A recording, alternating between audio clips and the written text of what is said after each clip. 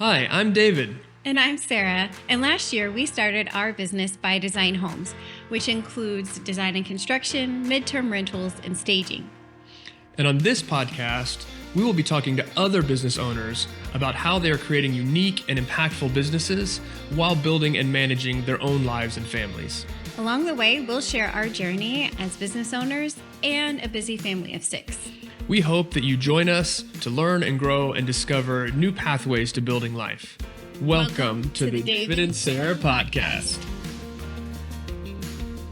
Hi, welcome to the David and Sarah podcast, where we just had an excellent conversation with Kristen, who is the owner and founder of Clarity Design Co., a design company that focuses on web design, graphic design, logo development, and just has a cool process for how she engages with her clients. Sarah, what were some of the highlights for you from this conversation? I think for me, it was one, hearing the perspective of um, a fellow mom and wife, and how she not only carries herself inside of her business and how she's building it as the owner, but how she's also managing her family and her life and interacting with her kids, and how she partners with her husband. And so I think that that's something, um, for me, that really stood out. And so what about you? What were some of your highlights? Yeah, a few things really stuck out to me. One, again, the design process, like I mentioned, there's just something to when someone who's in that creative industry knows how to pull out of people what they're trying to accomplish and then produce a website with a functional flow and the right artistic components that really accomplishes that goal. I think it can be transformative for the business owner as well, just engaging in that process. I thought that was super, super valuable. I think too, the way that she leads her team. So she's a growing company. She has multiple team members who are distributed across the US and Canada. And so how does she lead those teams? How does she get the core values of clarity into them? So that way when they're engaging and doing the work, that it comes out in that work and in their client engagement. Um, and then I think the third one's very, very similar to yours, which is just the management of life. They live a very, very full life. Her and her husband Isaac is a lawyer, a commercial real estate lawyer, finance lawyer. They with a couple of kids. There's a lot of life management that goes on inside of that. And so, what does that look like? How do they carry the weight of what they're trying to accomplish, but do so in a way that brings life to their kids and them as a married couple, and still build this company? So I think that was all really interesting to see how they manage that. So hope you guys enjoy it. So here is our conversation with Kristen. Welcome, Kristen. Thank you for joining us on this very first episode of the David and Sarah podcast. Appreciate you being willingness to. Be willing to. That's how we're going to start. We're going to start with willingness. We're going to start with the English language. Thank you for being willing to be on this journey with us and come along for the ride. We're super excited about it, but we're especially excited to have you as our first guest, and just looking forward to uh, digging into a little bit of Clarity Design Co. and what you're building and how you're building it, and how that sits inside of your family as well. So it's just going to be really exciting. Yep. Really Thanks for exciting. having me. I'm so excited. Yeah, absolutely. So let's start there. Let's start. I let the name out of the bag, Clarity Design Co. Tell us a little what is that company? What is it that you guys do? Yeah, so Clarity Design Company, we are a team of people that work on website development and graphic design. So we do websites, logos, business cards, anything you see that's print. We also do email marketing, and we're a whole team. So it's not just me. It used to be just me, but we have a team of 5. So there's 4 other team members, and then I own the company. And so we absolutely love design. I mean, we will do anything in that space for people. And I think that like our heart really is just to make design beautiful, but also really functional, because I feel like so much of what you see out there and so much of what you can get quickly and easily. I mean, you could grab someone straight out of university and get something gorgeous, something super, super beautiful. And that would be great. But we also really just focus on making sure it's functional for people.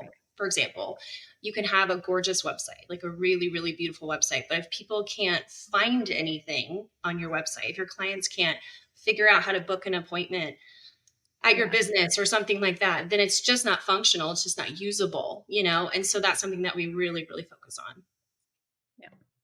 I love so many of the things that you just said. I definitely want to come back around to your comment about, hey, it's a team now, and Yeah. what went into building that. But um, maybe let's start with, maybe if there's a client example that we could go through that kind of evidences some of what you're talking about, right? When you say functional design versus, hey, this thing just happens to be beautiful. Are there any clients that come to mind that you feel like we're like, yeah, this is where we captured that piece? One of the clients that we loved working with and have worked with for years, I actually worked for them for a couple of years early on. It's a nonprofit. They're the Texas Neurofibromatosis Foundation. It's a mouthful. So we say Texas NF Foundation. And they have so much information. So they have so much information about the disorder, about neurofibromatosis, but they also have so many different programs. And so for people, so many different tracks, and basically they're just there to help families work through and navigate, with their children or with their family members that are dealing with that disorder. And so it's super near and dear to my heart because I used to work there and I just saw how much they really invested in people. And Yeah. we redesigned their website for them a few years ago. And I was so happy that we got to do it because I knew that there was so much information and there would be different types of people hitting that website. So, for example, you have people that have neurofibromatosis and they need resource and they need help. And so you're trying to give information to people like that, but you also need to have this beautifully clean, pristine website for donors, so for people to feel like when they give that the money goes to a good place and that people are going to use it correctly. So what we're trying to do is enhance their credibility. Basically, they're a credible organization, and we have so many businesses that we work with that are credible and amazing. But what we try to do is enhance that so that people, when they hit that website, they feel like they can trust. They can trust the company. They can trust Right. the organization. And so when we worked through that website, we had those tracks in mind that it couldn't just be like a beautiful website with a lot of great photos or a lot of really engaging photos of people with a disorder, but they're doing well now. We can't just focus on that. We really have to create pathways for people because half of those people that are hitting that website are in crisis mode.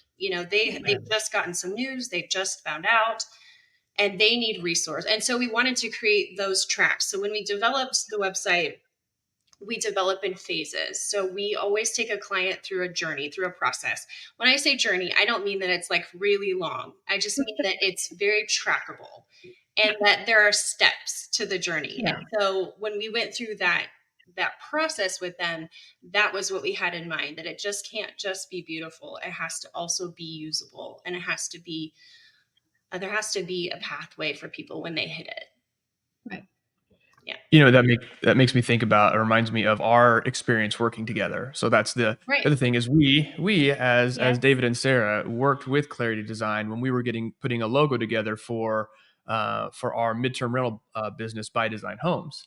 And I remember in the initial conversations, right, you helped kind of pull out, hey, who are the consumers? Who's actually going to be seeing this? And let's make sure that this has the right feel, because we had multiple stakeholders that we were trying to capture. Right. We had, first and foremost, for those who are listening, when I say midterm rental, like, our specific focus is for people who've had something wrong happen to their home.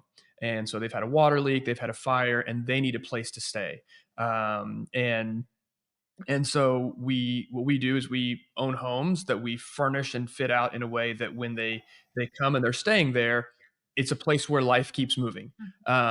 Which, quick note, Kristen gets credit for, during the logo Absolutely. process, also coming up with Yeah. kind of the tagline of the business. That Yeah. is a Kristen special, where life keeps moving. That's Yeah. what we think about when we have our homes. But just to be clear, we were actually in that process too. Yeah. We were actually in a by Design Homes home. Yes. So the tagline came out of our life because we were living it in that moment. That's right. So, Yeah. That's right. Yeah. Were you there? Like, you were staying there? Yeah. yes, we did. Yeah. We did a phase 2 meeting and I was in your rental property. I was at one of your homes. That's right. So Yeah. you were a client and we were a client, and Those overlapping questions. anyway, there was a lot going on at the time, and Yes. life did keep moving. Yeah. Um, but so we had that, like we had our first stakeholder, which was that, right? Which was our Tagline. primary point was a logo and a brand. It wasn't just a logo; it was the logo and the color Right. scheme. It was the whole thing for the brand. Needed to elicit that Yeah. feeling. But we also know, like for midterm rentals, who actually makes the final decision are housing agencies. So we Mm, had to have a logo that had a level of professionalism Yeah. that that said, "Hey, this is a real business from a B2B relationship that works." So we had that, and then we also talked about how as we continue to grow, we want to be able to take on investors, meaning we want to be able to grow the portfolio of homes that we have right. available. And so this logo has to make people feel at home, has to give a sense of professionalism, and also has to give investors a sense of this is a credible company. Yeah. And and it was, I don't know, Sarah, if you wanted to talk a little bit about that process, like the interaction we had with Kristen as we went through. Now I'm putting you on the spot. Yeah. Thanks. Yep. Sure. No, it was really a good process. It was one, I think, Kristen, you hit it on the head when you were just talking about the journey and the care that you guys put in as a team and as a company to make sure that you capture kind of the seed of what the clients are looking for and wanting to build off of, and then also the long-term vision that's kind of attached to the seed. So it's like both sides of the equation.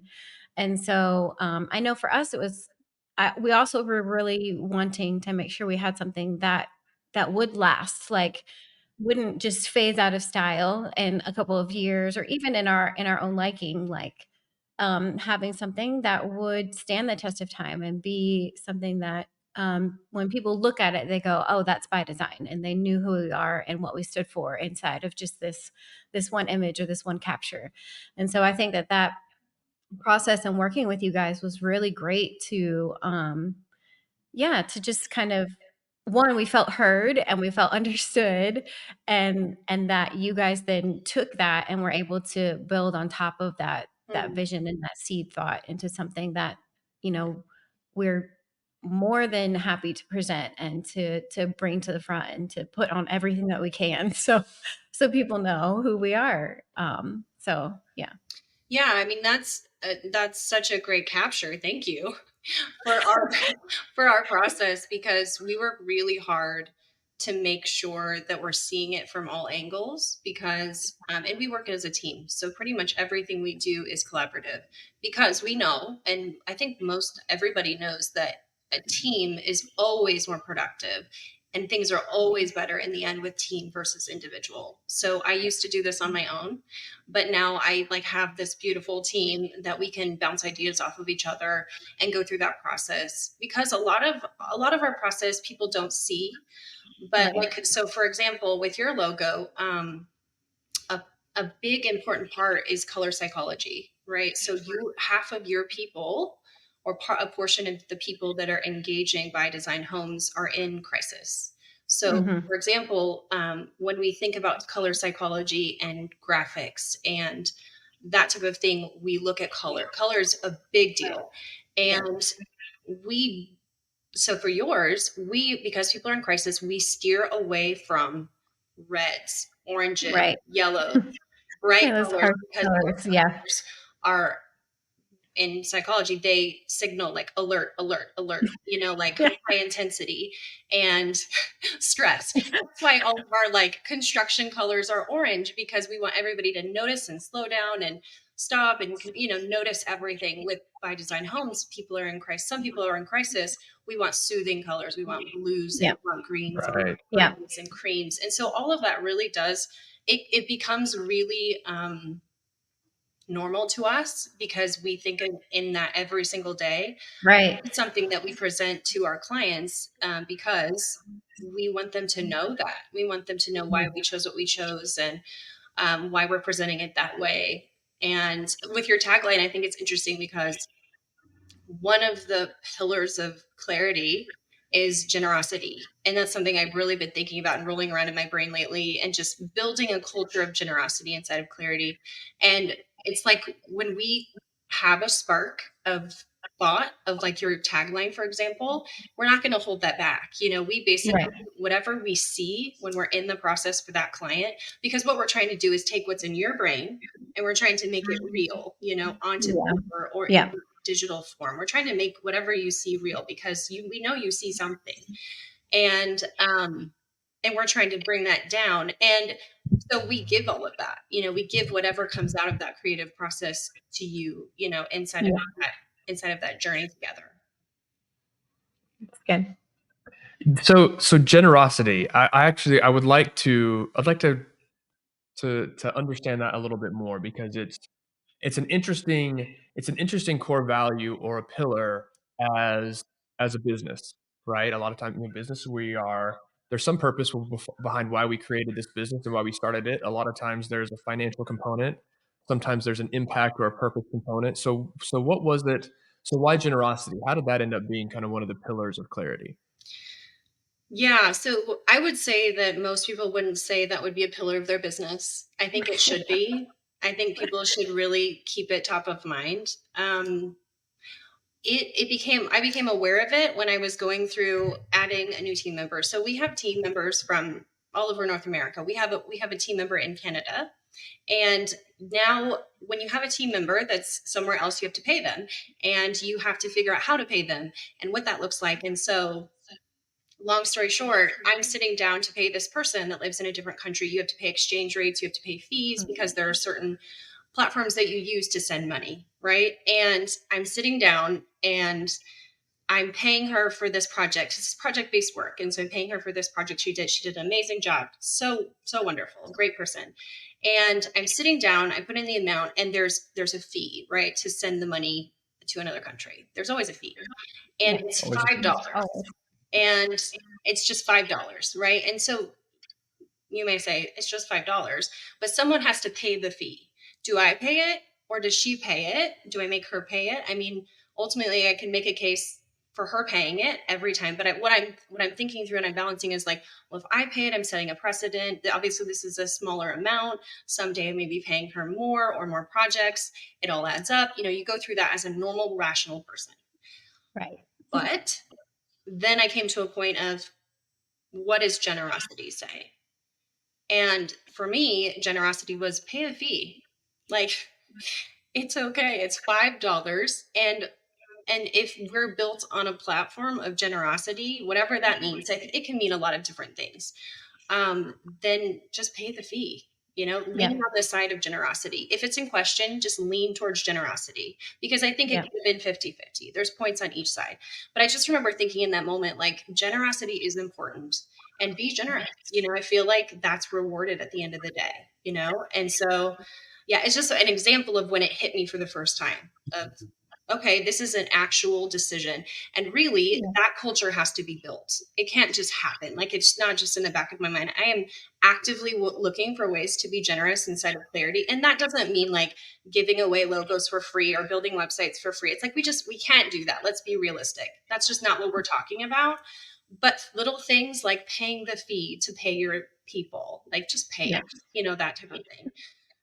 Yeah, I think that's really good. It actually is one of the five core values of by Design Homes as well, and it's Wow. something that we also yeah. So that's why I was like, oh, I need to know. Like, I need to understand from your standpoint because from a by Design Homes, right? We're also considering like what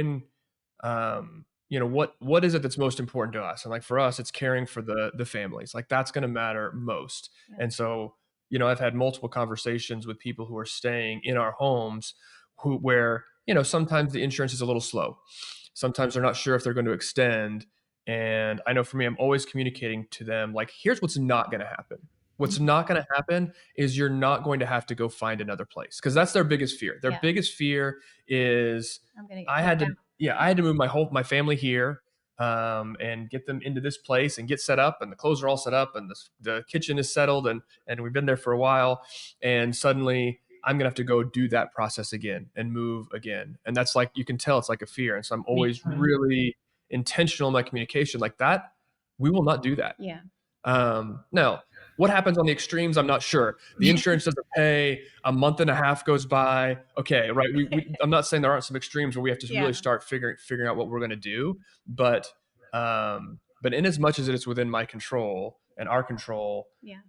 we're going to choose the generous path. We're That's going to work on serving the value that we feel like the business is intended to do before we worry about, are we going to get paid exactly how much and what is that going Yeah. to look like. And that actually, like, that started from our very first tenants, who stayed at the house that you stayed at, from an insurance standpoint. Their insurance had less what's called ALE, additional living expenses, and so the housing agency was like, "Look, we can't pay the fee that you would generally charge. It needs to be less because we're afraid they're going to run out." So we Right. reduced it, and it wasn't a large amount. It was like $300 a month reduction, but it was an easy decision for me because at the end of the day, what mattered was this was a husband, a wife, and I think there was like a 3-month-old kid and a big white dog, and they needed to get out of their house, Yeah. and they needed to get out of a hotel, which is also not a great place to live. And so we Long-term. made that decision as well because that was what generosity looked like for us. Yeah, and I think just a couple alongside that, like even in our furnishings, like we don't want to put the bare minimum in our home. Yeah. People are gonna have to live here and interact here, and have their kids make meals and celebrate birthdays or whatever it might be. And so, I know one of the things when I think about the component of generosity and kind of maybe more what I touch inside the homes is that they're fully furnished. Like you have everything that you need as if it was your own home, and so we don't want someone to feel like they've been lacking inside Right. of that place. Because I know I've stayed in some places where I'm like, in our own journey, where I've been like, how do you not have a baking sheet? Right. We need that. You need a baking sheet. But just trying to make sure that people feel like they're not being like skimped out on or something, Yes. that they get the full benefit of staying in one of our homes, and can feel like I can be home here. Yeah, and you never know what it's going to be. We had this other lady who stayed out. She was uh, a single woman who was there with her small dog, and I think for her it was the cheese grater. Like she told me, I went by and she was like, I was expecting to have to pack up all this stuff from my All the kitchen because kitchen. she cooks all the time, Oh my Yeah. goodness.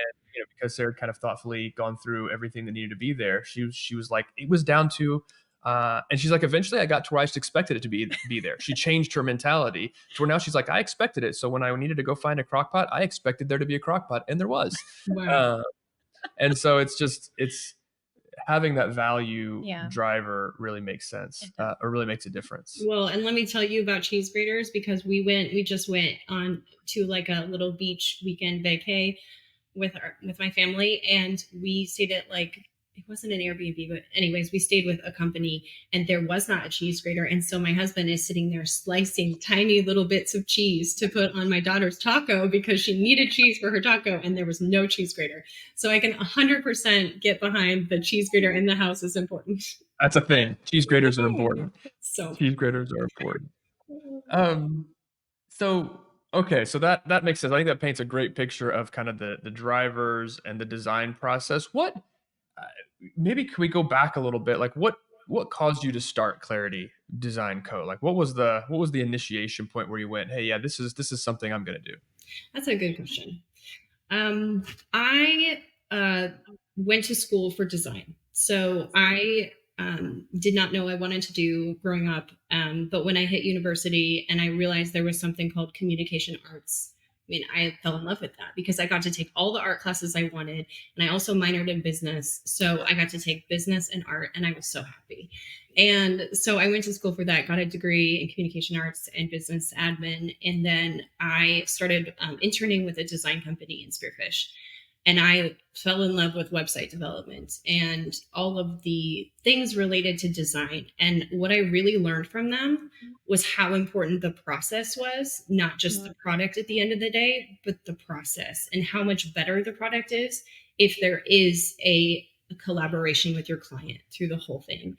And just absolutely loved working for them. Moved to Dallas and I worked for them. I continued to work. I worked for them for a few years in South Dakota, and then I continued to work remotely from here for them. And then I also worked for that nonprofit, the Texas NF Foundation, and learned a lot of different design strategy there.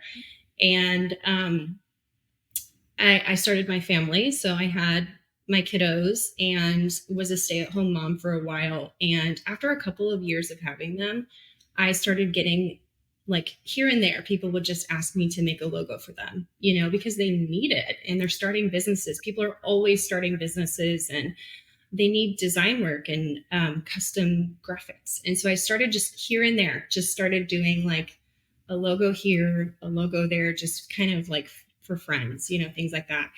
And I realized that one day I looked at my list and I realized I had 5 clients going on at the same time. And I was like, whoa, this is a lot. And I'm, my kids are both grown. That's a business. So you had a business. Mm-hmm. Yeah. Without knowing it, I was, all of a sudden this business happened. I have kids at home and I'm working in evenings and, just like putting it here and there because I really enjoy it and really loved using that creative part of my brain to really channel into design. And so once I realized I had 5 clients going on at one time, I realized that I was stressed and I was really stretched. I think I was stretched thin because that's a lot for one person.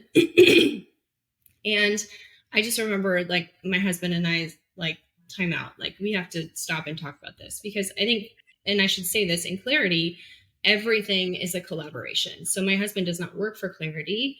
He isn't part of Clarity, but he is 100% because we talk about everything related to Clarity together. Not because he makes me, because I want to talk with him. Yeah. He is the sounding board that I have, and we talk about every major decision together. We don't talk about every day-to-day decision together. That's ridiculous. Let's be honest.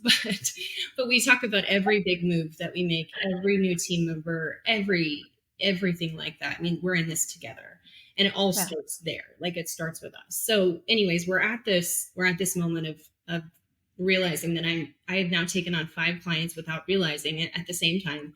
And I just remember us talking, we have to sit down, we have to sit, we have to talk about this. And so one of the things that we sat down and started the conversation with was either this is a business in the mind of God or it's not. Right. It's a simple question. If God is sovereign and he is Alpha, Omega, and he has everything in our future, either there is a business or there isn't a business. And so from that point, we walked around that idea. What does it look like, to have a business? What would that mean to have a design business? How would I physically manage that during the daytime when I have 2 kids at home? I don't even think my oldest was in like a Mother's Day out yet or something or anything like that.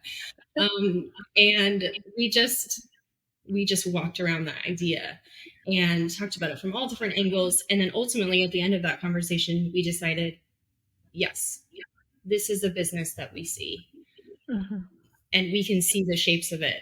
And it was a great moment because I think that helped settle things for me because all of a sudden the grace was there because we were seeing the future. We could see clarity. And even at that point, we could see team members. It was just me. I knew nobody else that did this kind of thing that was actually available to help me or anything like that.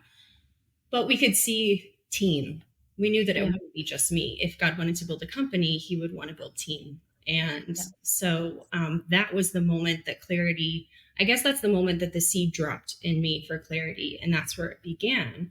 And I wouldn't say that like things just like jump started right then. We didn't have a name, we had to consider and think about that. It took me a while on that one and started kind of slowly migrating to that point.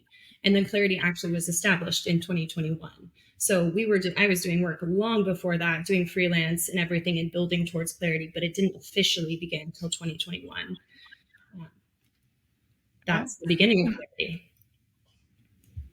That's a good beginning. It is. Incredible.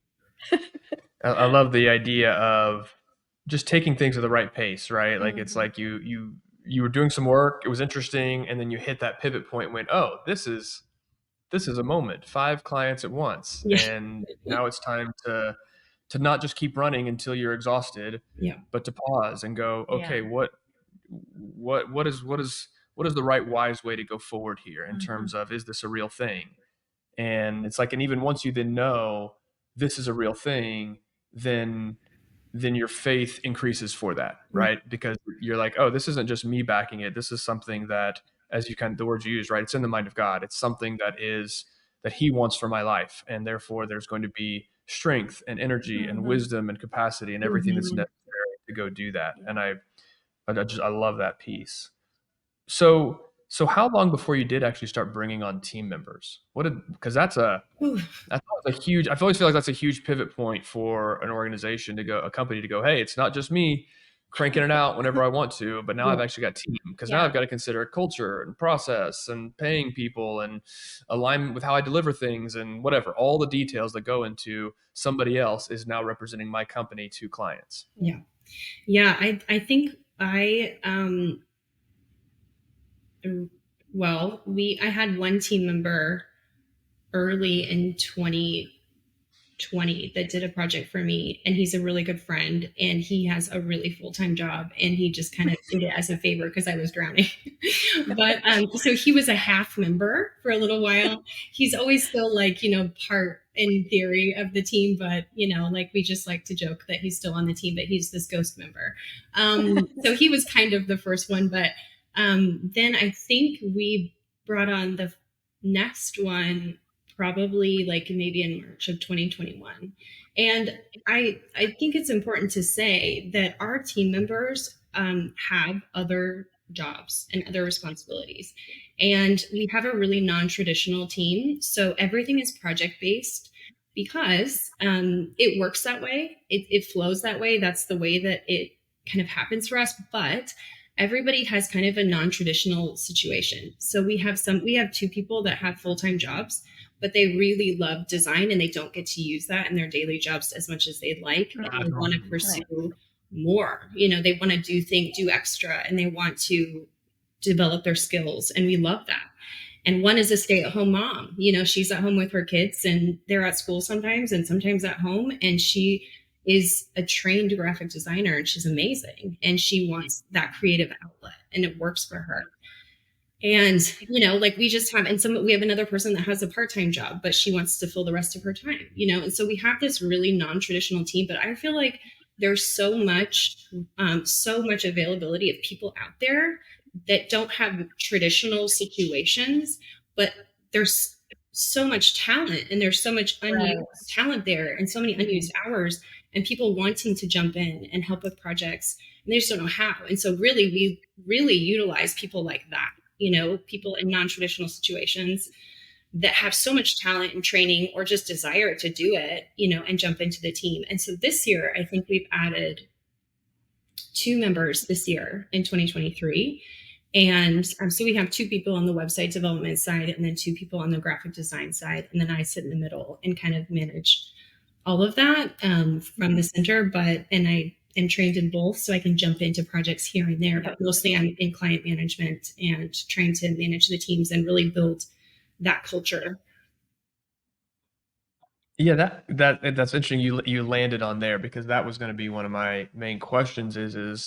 You know, obviously we've already talked about whether it's talking about the generosity or the importance of the process in design. Like, I think what's clear is the how you do it and the values behind it are very important to you. Right. And so, given that you're not just doing work and slinging logos out, Slinging how do you just slinging logos out? Um, you know, I'm going to make a t-shirt that says slinging logos, but I just sling logos. That's what I do. I just sling them out. Um, how do you lead? Like, how do you establish culture in a distributed, part-time, regionally distributed, time access distributed? This is not Right. like you could just call everybody into a room and you know, either whip them into straight shape or empower and encourage them or whatever that looks like for you. So how do you lead? Like, how do you lead and keep that consistency in your business given all of those constraints? so I think it really starts with me. I think one of the things I've realized is that clarity really comes from my journey. And I am not just clarity, but like clarity has come from everything that I've experienced and gone through and, worked towards and all of those things. And so I recognize the responsibility that it all starts with me, and that when I build myself correctly and when I maintain those values and I work hard to keep those values, that the team is in that slipstream. It's easier for them. And so for me, I actively, like I talked about, I actively try to be a good communicator, be generous, focus on being collaborative instead of being isolated and making decisions. I think that one of the things that really helps, and we are, like you said, we are spread out. So we have 2 team members in Dallas, we have 1 in Wyoming, and we have 1 in Canada. We couldn't do this without Zoom because Zoom's amazing. But I really do a lot of one-on-one time with everyone. So that really is how it happens. And since several of our team members are new, I am walking them through the process more. But ultimately, I think that I understand that if I don't maintain the culture, I can't expect them to maintain the culture and maintain the daily operations and the way that we need to do things like in a right way. So I understand that it's a heavier responsibility, but like I said, I think the grace is there. And I have great examples in my life. I have a lot of advisors and people that I run things by. My husband and we talk about everything. And sometimes he goes, "What? You did what?" And then I have to backtrack because we all make mistakes and we all learn. It's business, right? Yeah. So we always learn from our mistakes and just acknowledge them. I think with our team, I think it's important because in business, it's like, I don't know everything. I'm not 100% all the time. I don't know what I don't know. And so to be humble and to be honest and just say, hey, like we could have done this better. This is what maybe next time we could try. I think that's important too, because really being transparent and being willing to admit, even mistakes, I think is a really important thing inside of business culture. There's just so much rich in what you just described because like I heard one, just the personal responsibility of like it starts with you. Like you can't ask people to be generous if you're not generous. You can't ask them to be collaborative if you're not collaborative, right? It doesn't, that's not how this works well from a leadership standpoint. But I also really like the humility of, we're not going to hit this thing perfect all the time. Right. We're not going to hit it right the very first time out the gate. And keeping that expectation, I think it's something that it's certainly something I have to work on in terms of in a variety of areas of my life is having reasonable expectations as people come onto the team, right? And figuring out how to walk them through that. And that's really the third thing I thought that was really profound as you talked about that one-on-one time is I think it's easy when you're building a business to, with a certain core and you've got an engine and that engine's running and to forget what it was that caused you to get that engine to be at that place, the investment that it required. And so for you to be able to continue to invest that one-on-one time as new people come on, I am sure that is going to pay massive dividends for you as you go forward, because people will understand the seed, the heart, which sits inside of Kristen as a starting point. They'll have that. And I think that will create, I think, an internal regulator inside of them to know, what's right and what's wrong for clarity. Well, and I think on your point about recognizing mistakes or going back and kind of like backtracking and then learning and growing, because when I've recently started a new endeavor of home staging, and that it made me very nervous to take on the first couple of clients. And your encouragement to me was, you're going to make a mistake and that's okay. Like, it's okay if you make the mistake. Let's just make sure you grow and learn from it. And, and so I think that that's kind of a shift for me as someone who likes to not make mistakes. Well, I'm with you. I don't like to make them. I battle the perfectionism thing all the time. So yeah. So having that, I think inside the business space, to actually have that as like, yes, we're human, mistakes will happen. We cannot live in a space of perfection all the time. It will kill us, run us ragged. But the choice then is that what we do afterwards, right? What is our response? And like you said, backtracking and going, oh, well, let's not do this again and let's learn to change. And so that's kind of my thing too, as I've walked out this new kind of endeavor is, is going back, well, I could have done this and I could have done this. So next client or next chance, I'll have a better outlook and have a better opportunity to bring more success. And so I think that's an important piece. Yeah. And I think, I don't know about you, but like, I find that when you own up to a mistake, and obviously we have to be professional, and we're not going to just like spill everything right, or whatever. But I find that the perception that I'm worried about is that I'll look weak, because I've made mistakes, or I'll look incompetent. But I think ultimately owning up to those things and talking through them with someone shows maturity. And I think they see that. They see that instead from the other end, that they see maturity, they see responsibility, and that deepens the level of trust in there. Yeah. I find that happens. Well, and I think that, you keyed on that trust, like you then become a trustworthy person, because they're not going to think they've hidden something from me, or I don't know of what all the things that are happening are going on. And I think that just like it opens that doorway to have a better understanding and a deeper relationship and trust. Right. To know that, I think it is something, I think we always think, if you're engaging with a business and you're like, if they make a mistake, are they going to tell me? Right. Or are they going to try and cover it up? And that's one of those things, like, especially with housing, you don't want someone to make a mistake in how something's built or redone or reconstructed. You want it to be done well so it doesn't come back later.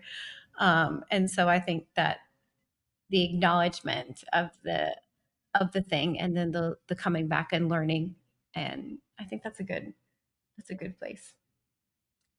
I think there's another interesting value that's coming out of some of what Sarah's saying, especially with construction, which we will not go into the horrors of people not doing things right the first time. But, well, because what's interesting about it is, someone could have tiled something, and a lot of times you don't know if they did it right just based on looking at the surface. There are some things you can see, but you can't see everything until you actually maybe walk on it, and it sounds not quite right, and cracks start to form over time. But right after they do it, it looks great. But the process that went into it wasn't a kind of process that's designed to last for 10, 15, 20 years.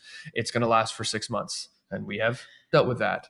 And I just think that issue of getting the values right and getting the process right in anything that we build, getting that seed right, is what allows us to build things, I think, that last and that have longevity to them. And then if you compare that with a willingness to grow and make mistakes, then you can do things. So that leads me to my next question, which is around growth. So like, what, you have 5 team members, you do website design, you do graphic design, logo design. Like, what does the future look like for Clarity? Where are you heading? Is it just steady growth? Do you have some big targets in mind? What's the future? We need to grow. So we need to grow the team. It's just to be honest, we haven't put $1 into advertising I have never. Clients just keep coming and coming and and that's so nice to say, but it is actually an issue. We want to service all of them, and we know that we provide a really great product at the end of the day, and a really great journey for them as clients. We get so many people saying, you helped me discover my business more when I was working with you. And so we need people, we need more designers. And like I said, we take people with a lot of non-traditional working arrangements, and we love that and can work around that. We're flexible. Flexibility is one of the core pillars of Clarity. And so we need to grow the team. And I can't really talk about it yet. This feels very like Instagrammy, where they're like, I can't really say anything yet, but we are working on a whole different wing of Clarity that would just be very outside the box. It's not client facing, but I don't know what else I can say about it. That sounds very mysterious. It's so mysterious. What's a good teaser word? Holiday. That's all. I have no idea what to do with that. Well, you'll find out in a couple of months, but we're working. All right, we'll find out. In a new side of Clarity that we would love to open up to the public. And so that's coming. Something we want to explore. It may work, it may not work. We don't know, but we're going to explore it. We're just going to try it. So a lot of really exciting things coming in the future. We have a lot of new websites that we're about to launch and a lot of new graphics and logos that we can't share yet because the businesses aren't live yet, but it's going to be great. Cool. Very cool. Very cool. Yeah, and we'll make sure that there are links down below wherever you're at, so people can find you and track you, and if they want to figure out what is happening in a couple months, Mm-hmm. holiday, Holiday mystery reveal. holiday mystery reveal, we'll make sure that people can make sure that they're able to track that and be Mhm. there for that. No, that's fantastic. That's great. So anything else we want to cover before we invite the other half of your household to join us? I think we've hit leadership. We've talked about the business and how you're building and what kind of projects that you do. And I think all of that has been really, really interesting and exciting. Anything else, Sarah, on your mind? I don't think so. All right. Well, why don't we pause for commercial interruption while Pause for a break. the other half joins us. Hey, Isaac, thanks for joining us. When we were kind of having a prep call with Kristen beforehand, one of the things I think that was really highlighted in that conversation, and then as well as in talking about it with Sarah, was how much the family dynamic when it comes to clarity plays a key role, because obviously Kristen is mom and leading a home, leading clarity and being a wife and all of those kind of things. And I think Kristen even made the comment. She said it starts with us when she was talking about clarity and what gets built. So maybe just, if you don't mind, just a quick introduction of like who you are and what it is that you do, and then we'll go from there. Sure. I'm Isaac. In this context, I'm Kristen's husband. In other contexts, I am a partner with a law firm named Wood Phillips, and I practice in real estate finance. That's obviously pretty demanding, pretty time intensive. So I think that does play a role with respect to Kristen and our life management together. But yeah, that's who I am.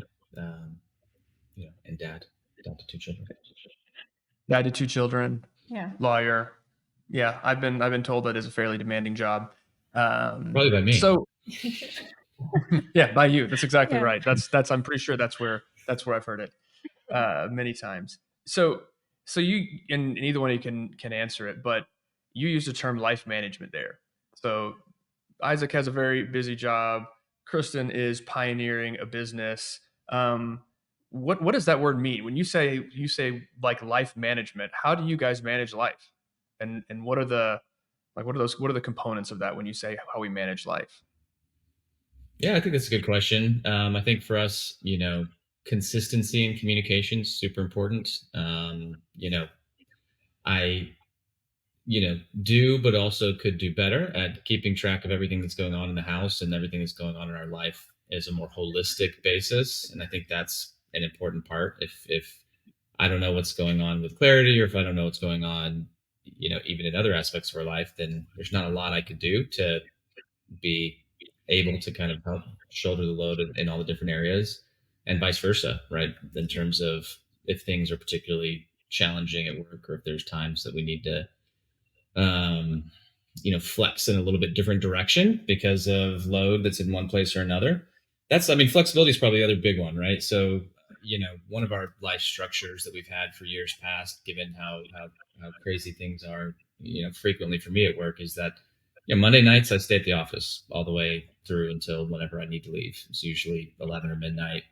And that's just sort of a planned aspect that allows for a relief valve on Mondays where we know things are going to be coming in and it'll be super heavy. So I think that means clarity adjusts as well, right? In terms of what can be done from clarity standpoint. We do work a lot in the evenings. That's just the nature of our life and the pattern of our life, usually after the kids go to bed. But it's not uncommon for us to, work together in the evenings. I think it's I was thinking about this today. I think my job is a job and a side hustle, in the sense that it's there's enough going on there that it covers both categories.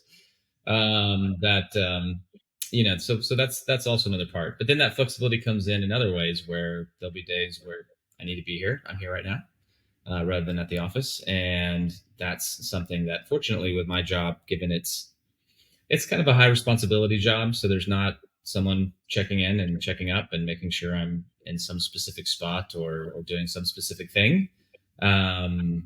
So because of that, I have the flexibility that I need to be where I need to be. So that gives us a lot of pressure relief that we can add when we need to. So I heard the word work quite a bit there. Working in the evenings, working in on Mondays late at night, working together. So how? What's the right way to ask this We don't question? have fun if that's where you're going. I don't know.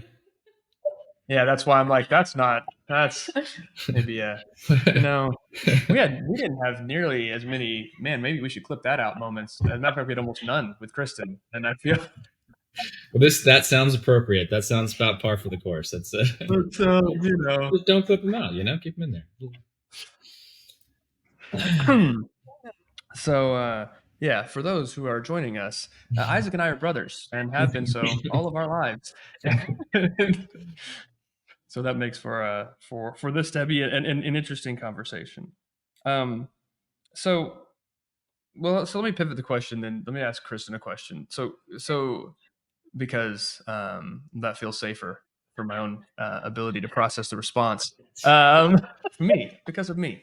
Well, like one of the things I was thinking about is just so you from a life management and even just like an identity management standpoint, you have a complex situation, right? Because I know that I talk to people who are like, man, their identity is their business. And this is what I do. Like I am this business and this is what I invest in.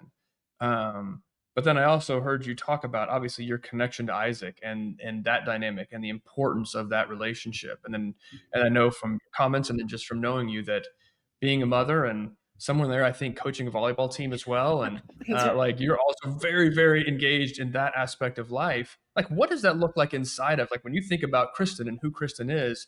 How do you manage your sense of identity? Yeah. So, firstly, I would say we have a very full life. So, we have a lot going on and a lot of the things we do. But each one of the things that we do, we know 100% that we are built to do those things and that they're right for our family. So, when he took his job at the law firm that he's at now, we had a whole discussion, several days of discussion back and forth about that job. Together, we took that job. And together, as you know, we decided to build clarity. And so everything that we do, we decide together. Therefore, we're both in it 100% and we're committed and we can support each other. I would say, as far as the identity goes, I think that a lot of time is spent on clarity and a lot of hours are put into clarity.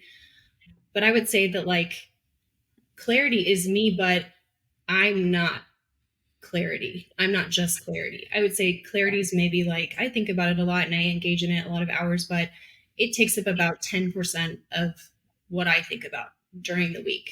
So I know that I'm so much more than just a business owner or an entrepreneur. I have a whole identity that God has built for me. And while I am proud of clarity and I love clarity, it's not who I am. I know that I'm much, much more than that. And I have so many other things that I enjoy doing. I am coaching my daughter's volleyball team. It's a volunteer thing and it's very fun, but I like doing things like that. And I think it really life management comes down to a lot of collaboration for us. And whether that's strategies of like blocking out time or just making sure we both have the same calendar, it's just things that we work through together. I think there's something really powerful in the way you just described the we aspect of what we do, because I feel like so often married couples fall into this, oh, your job, my job, and then those jobs and those activities require sacrifices. That's a reality. To grow a business, there will be sacrifice. to have a you know a job at the magnitude, Isaac, that you have, there are sacrifices that are required as a result of that. And if it's a that's that thing that Isaac's doing, why is he not here on Monday night again? That's a real problem. Yeah. Or if you have a philosophy of life that is, hey, life needs to look this way. We have dinner on the table at 6 o'clock every night, and that's what a good family life looks like. Uh, then suddenly those sacrifices seems like you're sacrificing something that you thought was important. So have you guys had to do any kind of, I guess, in the midst of that kind of resetting of expectations of we thought life would look like this, but based on the path we're on, we've had to adjust our expectations and go, actually, a quality life for us looks different than maybe what it looks like for somebody else? I don't know. I think that's probably been less of a factor for us. I think it's because I think we've had clear and mandates and instructions in terms of what God's asked us to do in our life, like pretty upfront. I don't think it's had to happen that way. And Kristen, I think, was just made to be, she didn't come into it with sort of expectations about domestic life and this is what it means to be, a stay-at-home mom, which she was for a while before she started Clarity. This is what it means to have a relationship with my husband. I don't think those were like really set notions that would then kind of were confronted by the reality of what we were asked to do. So I think we had a lot of flexibility built in right from the beginning. I think we even had a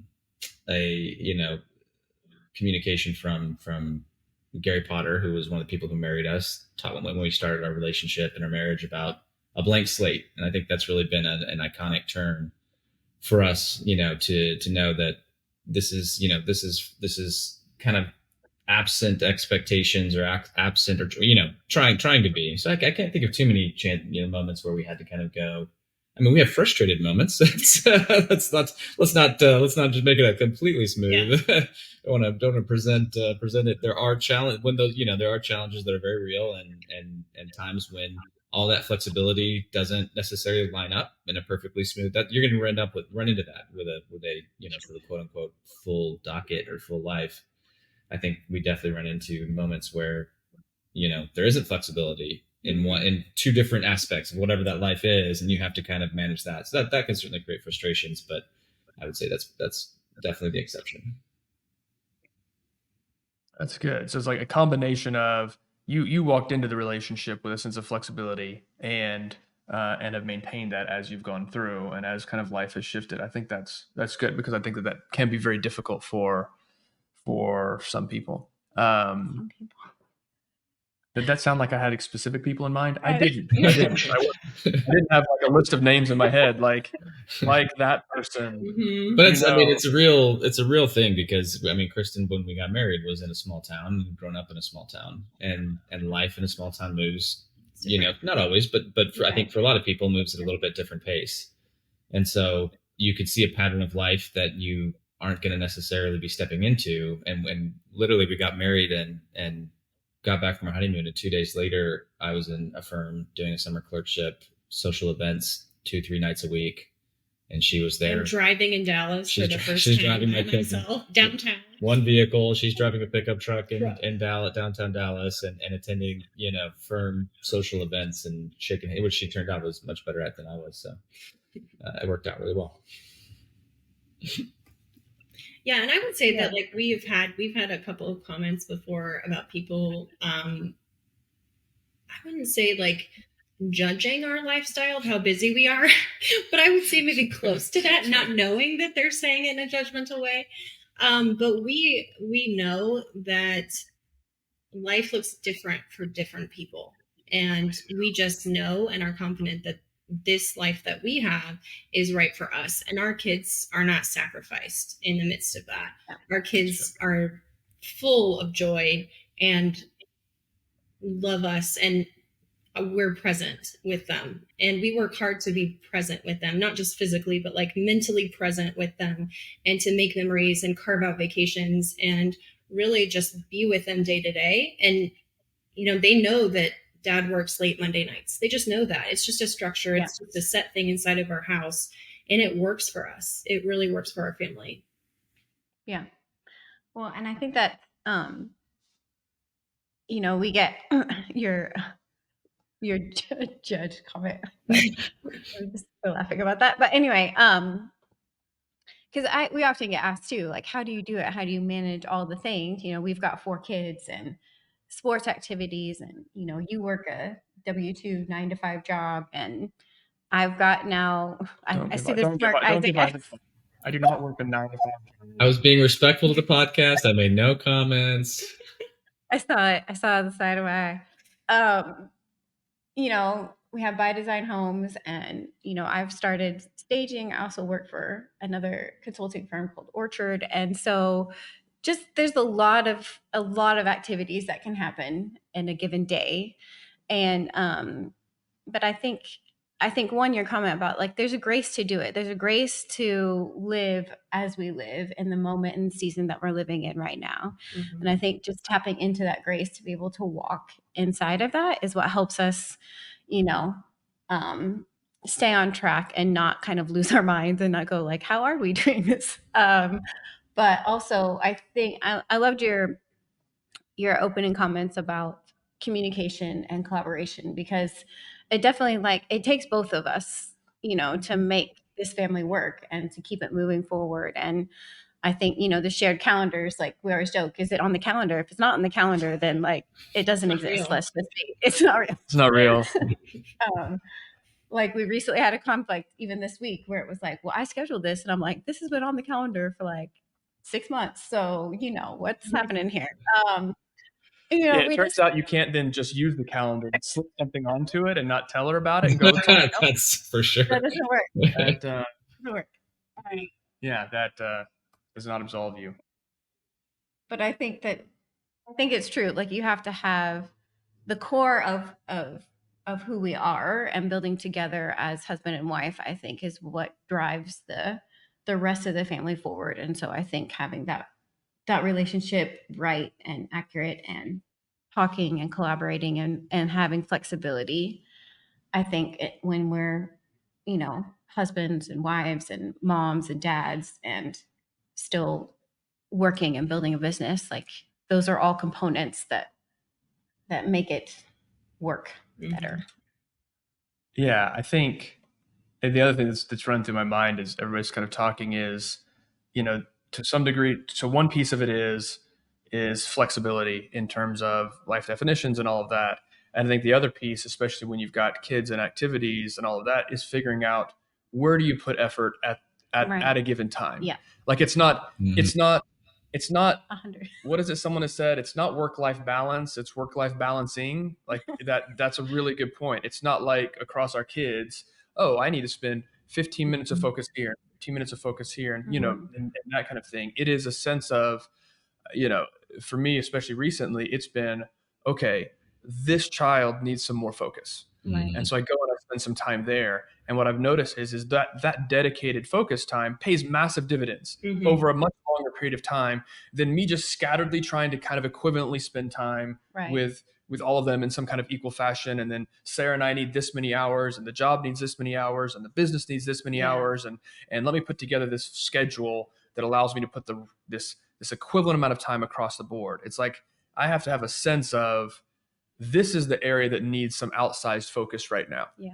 And if I put the outsized focus there, then that will pay me dividends in the long run. Yeah. Kristen, I go back to something you said earlier where you were talking about the one-on-one time you spend with your team members as they join. It's like that hour will pay a massive dividend over time. And so knowing where to invest that time to make sure that the core is stable, where the starting core is this relationship and that relationship, and that has to be core, has to be stable, but then figuring out how do you balance in what may feel like an imperfect amount of time, how to invest right across the board. And but when we do that, like, there's peace. Yeah. There's one thing that Isaac always says, and it always runs through my mind. I would say maybe once a week. And the thing that he said, it's a really great thing you say. And the thing he said, it is. So. What he says is, you can always work harder than God is asking you to.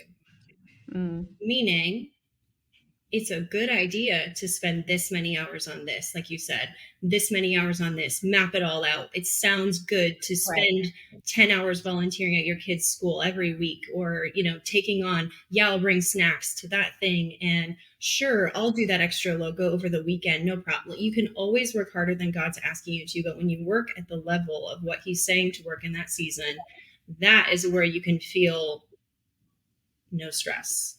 And I mean, we're always shooting for the no stress, right? I wouldn't say that that's perfect, but for me, but like that's where the grace is. That's where it sits. And if you're shooting up here and you're doing all these extra things, you're going to be exhausted. You're going to be stressed. You're going to be overworked. You're going to be frustrated.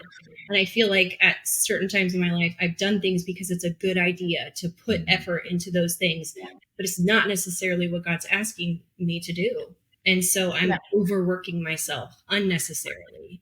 And so that's a phrase that's always running through my brain. That's a good phrase. Yeah, and I think it applies to all the areas, right? I mean, we're talking family there, Aaron and David, and we're talking, different aspects, but it applies to work as well, right? There's always, when you have a sort of professional career, like many people do have, there's always more things you could be doing to optimize that career, and make it, take that to a different level. And I've had those interactions with God throughout my career where I came into it going, if I could just do these one or two other things, I could achieve something. And that thing that I want to achieve is usually something I came up with that I'd like to achieve. Not necessarily something that I've been told is, that I feel like is coming from the mind of God to achieve. And that, thankfully, usually I don't go try all that effort, because then that's what would create the gaps inside of time with the kids, and it would because you're sort of misallocating. Now that sounds like a lot of pressure,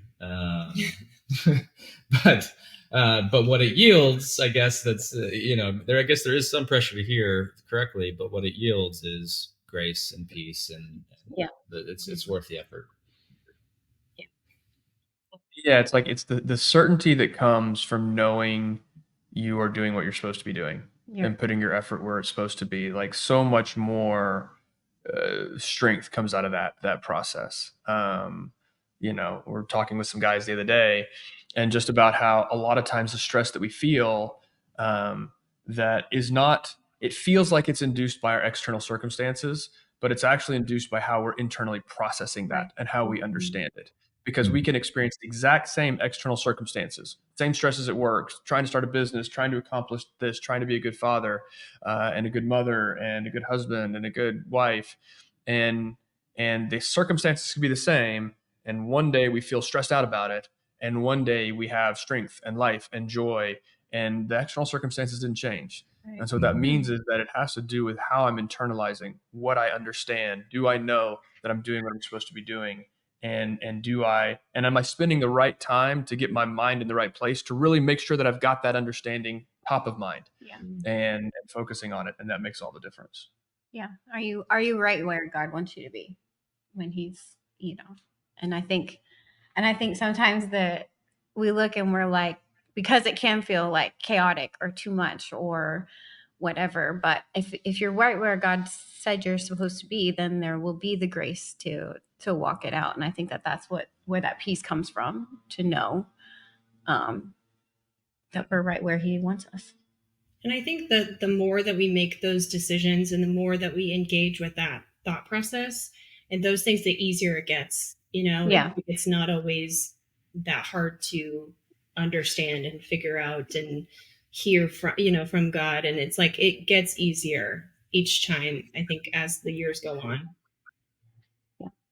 Yeah, you built it. All right.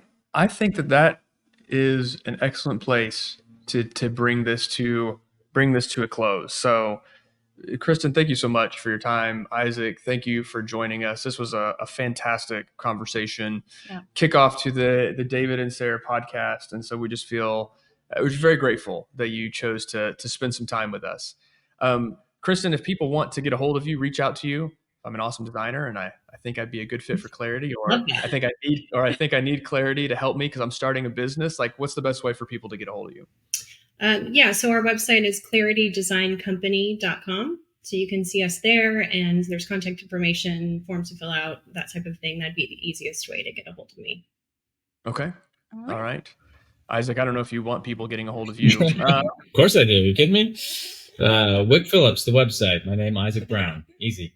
There you go. For all your real estate finance. Okay. Great. All right. Well, thank you again. And yeah, we will, maybe we'll do this again sometime, and That'd be great. I appreciate it. Thanks so much for having me. I really appreciate it. Yeah, we're honored to be, inaugural podcast members. Woo. Love it. Part of the Love it. club. All right, guys. Okay. Bye. Bye.